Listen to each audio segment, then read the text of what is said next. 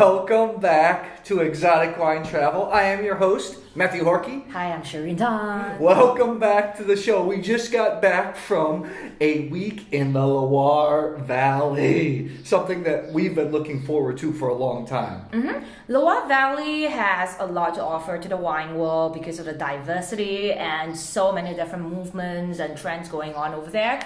But I think it's also becomes a setback for the region because there are just so many things and stories to talk about that, as consumers or even wine lovers as well, we have a problem pinpoint, what is the identity of the Loire Valley? It's so for those of you that don't know, it's the longest river in France is the Loire. Wine production can be traced back to the Roman times.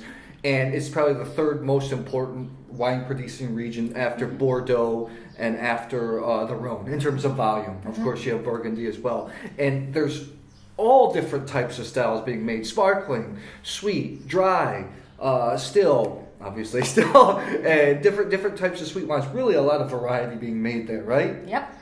Well, I really wanted to go to Loire because of the diversity and understanding what they offer. And on top of that, one of my favorite wine grapes is actually Cabernet Franc. So I've always really enjoyed the wines from Chinon, Saumur-Champigny, and Bourgogne. Muscadet is also a wine that I really enjoy, but export size is so small, you hardly ever seen them on the market. Maybe if you see them in your local wine shop, there's probably only like one option of Muscadet or two. So that's another reason I really wanted to explore and get to learn more about Muscadet. On the first day of the trip, we actually had a tasting of Cru Muscadet. And what's happening is in Muscadet, to try to bring up the region's reputation, they're dividing the region into crus, trying to make higher quality wines that stay on the lees for longer time, sometimes 30 months, up to 50 months before bottling. Imagine this, one of our favorite wines, the current release was 2010, aged 50-something months on the lees, and I think ex-cellar was like €11. Are you serious? Yes! Another cool thing about the day at the Cru Muscadet is we actually got to walk out at low tide and see where they farmed oysters, so we could pick up some oysters to pair with our Muscadet wines. I didn't have boots, it was really muddy and rainy, so I stripped down to just my bare feet and I walked out there. I thought it was an unbelievable experience. A lot of people in the group were completely blown away by Cru Muscadet. Yeah, well, you really see the differences between the crus, and just by understanding each cru, you can actually have a better understanding of what kind of Muscadet you like. And it's amazing that one grape can achieve so many different sort of expressions in the same region. Yeah, and the problem, I thought the wines were absolutely beautiful, stunning. When you have cheap Muscadet, you're drinking almost like battery acid, like acid water. But when you step up and drink some of these Cru Muscadets, I'll put a link in the description box and a map as well. You're drinking wines that can age exceptionally well. We even did a dinner with Cru Muscadet going back to 1974, and I think that you could confuse a lot of those wines maybe with a Chablis. Yeah, I would say sometimes it's more Riesling-like as well. Some of the wines that we tasted, imagine they've been aged on the lees for like 50 months. So it really gives you the roundness with high acidity. So those wines on release, they already taste very good. But at the same time, most of them, they don't go through any oak influence. So you're just getting such great purity of fruit. Those wines, when you talked about it, we tasted wines from the 1970s and 1980s, right? It's amazing how youthful they are. Literally, almost at times, like zero tertiary note at all. Literally. 1979 tasted fresh as a daisy, really. So I'm going to put a link to the crus up there. The thing about France, Muscadet and France, the labeling, the crus can be confusing. But I want to tell you this, a lot of those crus are available around the world in the under $20 range, and I think they just offer tremendous value. And they're not only shellfish wines, you can drink them with a lot of different things, don't you think? Yes, we need to get together and raise the demand on Muscadet so we can all benefit from it. One style of wine and one appellation that completely blew me away was Savennières. So we visited the famous Nicolas Joly, owner of the Coulée des Savants. I think my French is really bad. Vineyard and Appellation. These are wines that I've always wanted to taste. We got to actually visit the estate, taste through many vintages of those wines, and then taste many different Savennières wines. And I was excited the whole time. So excited I didn't even take notes. Why do you like those wines? Well, it's Chenin Blanc. It's some of the most versatile grapes.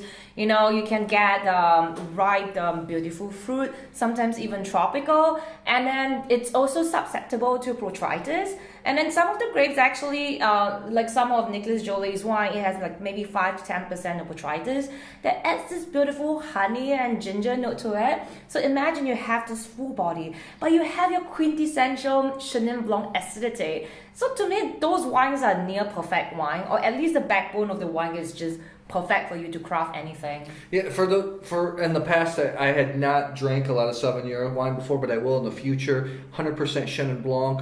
Usually, a lot of them modern are barrel aged, barrel fermented, and like you said, it's right. You have all the ripe tropical fruit flavors from like a warmer weather climate, but you also have this acidity from a cool weather climate. Tons of minerals. I mean, they're not just really good, fantastic, great white wines. Let's just put it this way. I like Chenin Blanc. I've ordered Chenin Blanc at restaurants and shops, but I've never ordered a single bottle of Sauvignon ever in my life.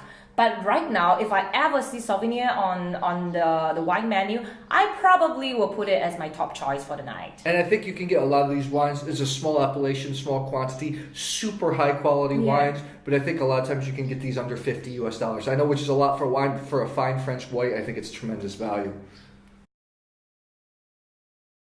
We did an evening and a dinner with wines and producers from Saumur-Champigny, a region that Shireen really likes. You want to talk about that? That was my dream dinner, really. Actually, you know, out of the 3 areas, Chinon, Bourgogne, Saumur-Champigny, I've always kind of preferred Bourgogne a little bit more because it's fruitier, it's much more accessible. But after the trip and getting to taste all those wines side by side, I definitely like Saumur-Champigny maybe a little bit better because, well, what is it known for? Saumur-Champigny is usually known for its more floral, uplifting note, and I find that most of the wines retain that quality. And even when those wines are put in a barrel, so first of all, they taste really good when it's just done fresh, 2017, you know, in steel tank, it tastes really beautiful. But when you put those wines in a barrel, it still really retains this floral grapefruit note on the nose, and it's got nice, this graphite, soft, small green tannin on the finish. That's why I love it. And those wines are really food-friendly wines.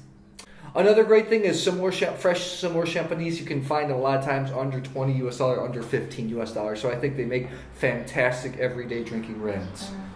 So if you are someone who likes kind of the flavors of Bordeaux, you know, more graphite, earthy, but with cherry, black fruit as well, all balanced out, I think Saumur-Champigny is a very good choice with more of a crisp acidity, liveliness that will go well with your food and also for daily consumption.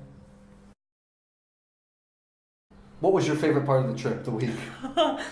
No, all the dinners, but a lot of learning opportunities as well. Well, I enjoy the dinners, especially the Saumur-Champigny dinner the most, but I think the best learning experience for me was the 10 Crus Muscadet tasting. We had a booth of each cru, and each cru had maybe like 2-3 examples of each area. So you really get to know the different areas really well and the different expressions. For me, I had 2 favorite experiences. One was the Cru Muscadet day, the whole day, just tasting all the Cru Muscadet side by side, and then walking into the ocean, barefoot, kind of connecting with the sea, then actually eating the oysters with the Cru Muscadet. It kind of brought everything in together. And the second thing for me is I've wanted to try Nicolas Joly's wines for a long time. And it was awesome. The first time I actually had them we're there at the estate seeing the beautiful vineyard, and you got to taste 3 vintages of his iconic wine, Coulis de Syrah, 2007, 2013, 2017. Everyone went crazy over the 2007. We just covered a small slice of the Loire in a week. You guys check out some of these wines. They're varied. There's all different types of styles offering great value for money. So if you like this video, please subscribe to our YouTube channel, Exotic Wine Travel. We will see you at the next episode.